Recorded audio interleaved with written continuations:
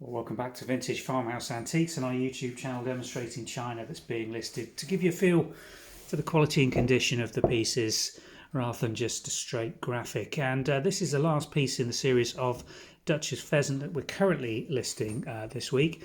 A sugar basin or sugar bowl, open with indent scallop trim. As you can see, these little palpable indents just along the top, picked up by the very broad line of gilt that the decorators have placed on this piece.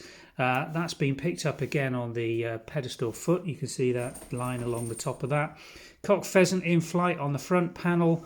Characteristic Duchess pheasant piece with just a foliage block of transfer design on the rear. Nothing on the inner wall of this, pure white bone china or porcelain in very fine and clean condition. There's the period Duchess china mark on the base. That's just a little gilder's mark where they've shaped the brush before applying the gilt.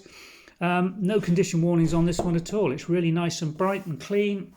We'll pop a link description below which will take you through to the Vintage and Antiques website where this sugar basin's going on sale this afternoon. Thanks for watching.